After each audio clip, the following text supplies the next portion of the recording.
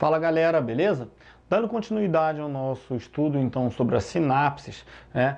Porque a gente já falou que a sinapse nada mais é do que o ponto de comunicação entre dois neurônios ou entre um neurônio e uma célula excitável.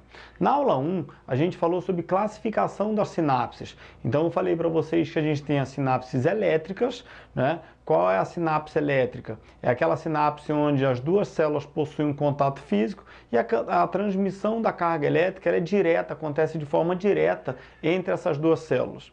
Só que a gente tem uma outra forma de sinapse, que é a grande sinapse, ou seja, a grande maioria das sinapses que acontecem no nosso corpo e que elas são classificadas como sinapses químicas, porque diferente das sinapses elétricas, as sinapses químicas possuem um intervalo entre as duas células, chamado de fenda sináptica, e tem uma série de processos que desencadeiam essa comunicação.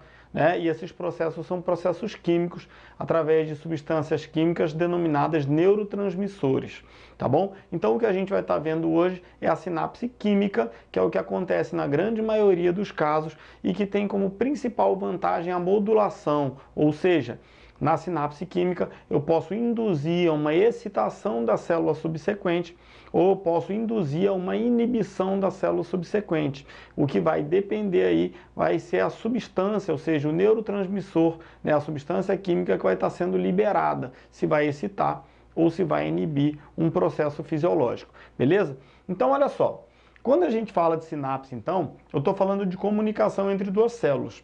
O desenho que eu coloquei aqui para vocês seria a representação, então, de uma sinapse mais simples, química mais simples possível, representação entre dois neurônios, neurônio A e o neurônio B, né? E esses neurônios, então, eles estão representados aqui pela terminação axonal do neurônio A e pelo dendrito do neurônio B, ou seja, a porção do neurônio A que está chegando e recebendo, né, essa carga elétrica, e a porção do neurônio B que vai ser o receptor, ou seja, a parte do neurônio que vai receber aquela carga elétrica para despolarizar e gerar uma possível informação, ou seja, carga elétrica no próximo neurônio, que seria o neurônio subsequente nessa nossa sinapse. Para entender esse processo de sinapse química, a gente tem obrigatoriamente que conhecer o processo de geração e propagação de carga elétrica pelas células excitáveis, ou seja, pelos neurônios, né? Isso a gente viu em aula separada. Se vocês tiverem alguma dúvida, entrem lá no material, acessem e revisem a aula sobre geração, né, e propagação de potencial de ação nas células, tá? Porque isso aqui é um conteúdo prévio para a sinapse, senão fica difícil a gente entender. O que acontece aqui então? Esse aqui vai ser o meu primeiro neurônio. A carga elétrica ela está sendo transmitida pelo neurônio. O nome da carga elétrica que viaja no neurônio, então ela viaja pelo axônio e ela é denominada potencial de ação. A gente viu lá na despolarização da célula que a célula em repouso ela possui um potencial de membrana onde ela é negativa dentro e positiva fora, certo? A partir do momento que a célula despolariza, ela passa a ser positiva do lado de dentro. Então, quando a gente vê um potencial de ação, o potencial de ação é essa carga elétrica que está percorrendo esse axônio. E ele está sendo demonstrado aqui, ó. Ele está positivo, positivo, positivo, positivo e aqui está negativo. Significa que a carga elétrica está vindo nesse sentido. A partir do momento que a carga elétrica chegar aqui, ela vai positivando toda a membrana interna até que ela vai chegar nessa região, que é a região da terminação axonal, que a gente também chama de botão axonal, tá? No botão axonal, a gente vai encontrar uma membrana que é denominada de membrana pré-sináptica. Chegou a carga elétrica aqui, acabou. Acabou por quê? Porque, diferente do que aconteceu na sinapse elétrica, onde eu tinha uma célula encostada com a outra, quando a carga elétrica chegava na membrana pré-sináptica, ela passava automaticamente para a membrana pós-sináptica, por causa do contato físico. Carga elétrica, duas células condutoras de eletricidade, tem contato físico, passa direto de uma para outra, como se fosse, né, colocar um interruptor na tomada. Se a carga elétrica está ali, a partir do momento que você encosta, ele passa e viaja diretamente, tá? Aqui não acontece isso. A carga elétrica que chega aqui, ela está negativa, ela vai ficando positiva, até que esse potencial de ação, então, ele chega no botão sináptico. Quando a carga elétrica chega no botão sináptico, ela cessa, ela interrompe. Ué, professor, mas como é que a gente vai fazer então para comunicar essa célula A com a célula B se a carga elétrica foi interrompida? Daí vem o nome sinapse química. É que a carga elétrica que chegou no botão sináptico, ou seja, na membrana pré-sináptica, ela vai ter que desencadear uma série de processos químicos que vão induzir a uma comunicação com a outra célula. Então, a comunicação com a outra célula, ela não é uma comunicação por carga elétrica, ela é uma comunicação que se dá por substância química. Então, olha o processo que acontece. A chegada do potencial de ação no botão sináptico induz a abertura de canais de cálcio. Então, tem que lembrar isso. Toda vez que uma célula recebe carga elétrica, ela abre seus canais de cálcio, independente da célula que é. Por que isso? Porque os canais de cálcio são dependentes de voltagem, ou seja, dependentes de carga elétrica. Então, canais de cálcio numa célula em repouso, eles se encontram fechados. Toda vez que uma célula recebe uma carga elétrica, os seus canais de cálcio se abrem. Por quê? Porque a carga elétrica é o facilitador, né? É o que vai induzir a abertura de canais de cálcio, independente de onde vem essa carga elétrica. No caso aqui, a carga elétrica está vindo do potencial de ação gerado por esse neurônio A aqui, tá? Mas se você quiser induzir, por exemplo, uma contração muscular através de um aparelho que gere carga elétrica, ou seja, de uma eletroestimulação muscular, ele também induz a contração muscular. Por quê? Porque a carga elétrica induz a abertura de canal de cálcio, que consequentemente depois vai induzir a contração muscular. Isso a gente vai falar depois em mecanismos ou fisiologia da contração muscular. Aqui o que a gente precisa saber: carga elétrica chegou, abre canal de cálcio. Abre canal de cálcio aonde? Na membrana pré. Ponto. Sempre, sempre. Se abre o canal de cálcio na membrana pré e eu tenho mais cálcio fora do que cálcio dentro, a abertura do canal de cálcio vai fazer com que esse cálcio ele entre no botão sináptico. Então, primeiro passo: chegada do potencial de ação na membrana pré-sináptica. A chegada do potencial de ação na membrana pré-sináptica induziu a abertura dos canais de cálcio na membrana pré-sináptica. Consequentemente, houve uma entrada de cálcio no botão sináptico. Esse processo de entrada acontece por difusão facilitada então pela carga elétrica que chegou na membrana pré, tá? A entrada de cálcio faz com que esse neurotransmissor aqui seja expulso. Então, o que são os neurotransmissores? Neurotransmissores são substâncias químicas presentes em organelas denominadas vesículas sinápticas. E essas vesículas sinápticas com os neurotransmissores, eles ficam localizados dentro do botão sináptico. Só que eles são incompatíveis com o cálcio. Então, como não tem muito cálcio lá dentro, os neurotransmissores, ou seja, essas substâncias químicas, ficam guardadinhas ali nessas vesículas sinápticas. Agora, quando ocorre a entrada do cálcio, aí esse neurotransmissor ele não se dá muito bem com esse cálcio. Então, o que o neurotransmissor vai fazer? Ele vai sair dessa célula. Então, acontece um processo que a gente chama de processo de exocitose. O que significa exocitose? Saída dos neurotransmissores do botão sináptico para a fenda sináptica. Só que olha o que está acontecendo. O neurotransmissor é uma substância química, né? Por ser uma substância química, ele dá à sinapse o nome de sinapse química, porque é ele que vai induzir a transmissão entre duas células.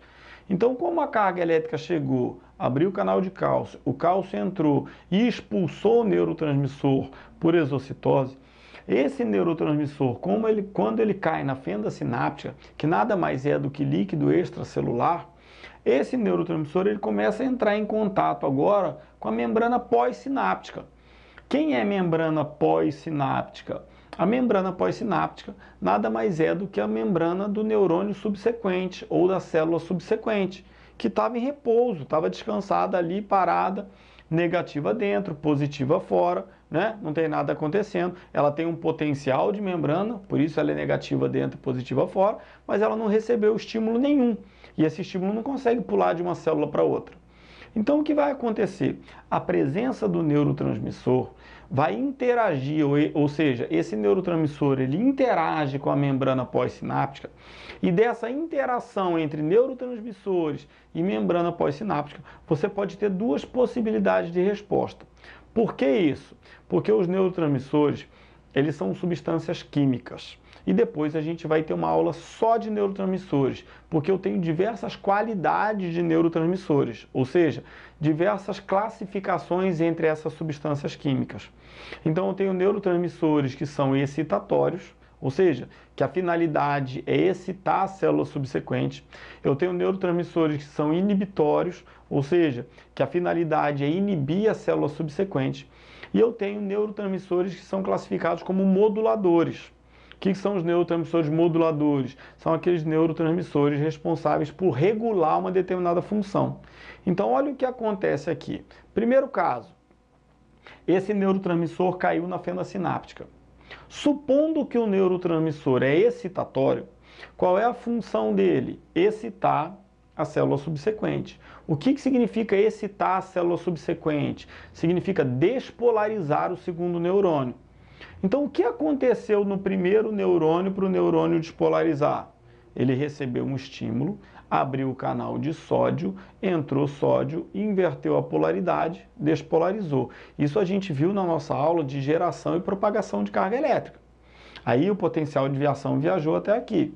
Quando o potencial de ação viajou, abriu o canal de cálcio, quando ele chegou no botão sináptico, o cálcio entrou, a entrada do cálcio fez com que esse neurotransmissor fosse expulso, exocitose do neurotransmissor. Se o neurotransmissor é excitatório, o que ele faz na célula subsequente? A mesma coisa que aconteceu na primeira célula, só que aqui vai ser induzido pelo neurotransmissor.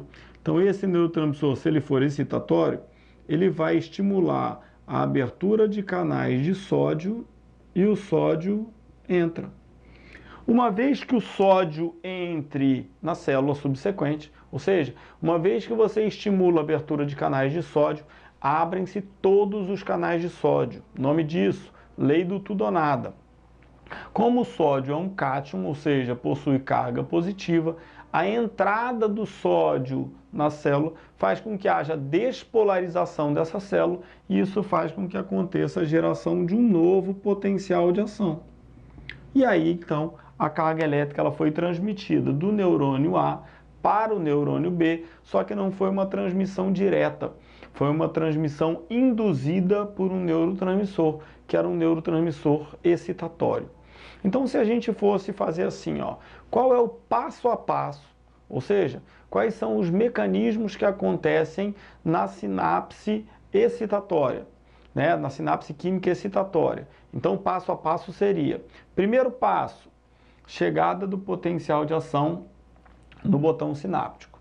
Segundo passo, abertura de canais de cálcio dependentes de voltagem, ou seja, uma vez que a carga elétrica chegou, é a carga elétrica que estimula a abertura de canais de cálcio.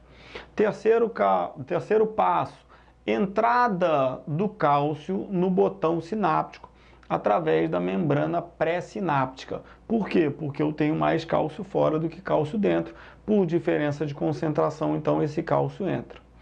Próximo passo, a entrada do cálcio faz com que seja inviável a continuação do neurotransmissor no botão sináptico. Então a entrada do cálcio faz com que haja exocitose do neurotransmissor para a fenda sináptica. Exocitose significa saída ou expulsão do neurotransmissor para a fenda sináptica. Uma vez que o neurotransmissor, então, ele caiu na fenda sináptica, aí, então, agora, próximo passo, interação entre os neurotransmissores com a membrana pós-sináptica. Aí eu estou falando para vocês, se a sinapse ela é excitatória, essa interação vai promover a abertura de canais de sódio, o sódio entra, despolariza a célula subsequente, gera um novo potencial de ação e a carga elétrica segue sua viagem, né, do neurônio A para o neurônio B. Ponto. Aconteceu tudo isso? Aconteceu. Houve uma sinapse excitatória? Houve uma sinapse excitatória química mediada. O que precisa acontecer agora? do mesmo jeito que a célula A, quando ela despolarizou, ela precisou repolarizar, vai ter que acontecer todo o processo inverso agora. Depois que houve a sinapse, né, passado o estímulo, que foi a carga elétrica, fecham-se os canais de cálcio e a bomba de cálcio tira o cálcio da membrana pré-sináptica, ou seja, do botão sináptico, e joga para fora, para devolver a condição inicial. Depois que foi gerada na célula subsequente, ou seja, no neurônio B, a despolarização, a bomba de sódio e potássio tira o sódio da membrana pós, né, e joga de volta para o meio extracelular. E aí você tem a repolarização do neurônio B. E o neurotransmissor que ficou na fenda sináptica? Aí os neurotransmissores que ficaram na fenda sináptica, eles vão ser degradados por enzimas específicas. Então vão ter enzimas responsáveis pela degradação, né, dos neurotransmissores da fenda sináptica e para limpar essa fenda sináptica, para que novos processos de sinapse química voltem a acontecer ou possam voltar a acontecer. Isso na sinapse química que eu falei, sinapse química excitatória. Professor, mas e se a sinapse química for inibitória? Mesmo processo, só muda esse carinha aqui, ó. Então, na sinapse química inibitória, houve um processo muito parecido. A carga elétrica chegou, o potencial de ação chegou, a chegada do potencial de ação abriu o canal de cálcio, o cálcio entra por diferença de concentração, libera o neurotransmissor. Se o neurotransmissor, em vez de ser excitatório, se ele for inibitório, ele não vai abrir canal de sódio, ele abre canal de cloro. Então, a abertura de canais de cloro fazem com que o cloro entre na membrana pós-sináptica. Só que o cloro é negativo, né? É um ânion, né? Ou seja, um íon com carga negativa. Quando entrou o sódio, dentro era negativo, entrou positivo e inverteu a polaridade. Quando entrou o cloro, dentro era negativo, entrou mais ânion, ou seja, mais carga negativa, ela fica mais negativa ainda. Nome que se dá a isso, hiperpolarização. Tá? Então aqui você vai ter uma hiperpolarização. Ou seja, ela estava polarizada, estava negativa dentro, positiva fora, ela ficou ainda mais negativa dentro, né, do que fora. Ou seja, ela ficou hiperpolarizada. Com isso, essa comunicação, ao invés de excitar a célula subsequente e da carga elétrica, então, viajar do primeiro neurônio para o segundo neurônio, na verdade, essa carga elétrica ela é interrompida nesse momento e essa informação, então, ela é cessada por uma sinapse química inibitória. Processos que vão acontecer depois são similares. Fechamento de canal de cálcio, bomba de cálcio joga o cálcio para fora, fechamento de canal de cloro, bomba de cloro joga o cloro para fora e as enzimas específicas então vão degradar esses neurotransmissores excitatórios ou inibitórios na fenda sináptica. Beleza? Com isso a gente fecha então essa nossa videoaula aí referente a sinapses químicas, falando um pouquinho sobre o passo a passo da sinapse química excitatória e da sinapse química inibitória. E numa próxima videoaula a gente vai falar só sobre os neurotransmissores, que são as substâncias químicas então responsáveis por fazer essa comunicação entre as células e por permitir, né, essa modulação desses sinais elétricos aí, permitindo ou a excitação ou a inibição. Beleza? O material completo vocês encontram no nosso site, felipeanatomia.com.br. Aqui nas redes sociais vocês vão ter informações sobre cursos, sobre aulas que a gente vai, à medida que a gente vai postando, e clicando aqui na carinha, então vocês fazem inscrição no nosso canal do YouTube, beleza? Um abraço para vocês e até a próxima aula.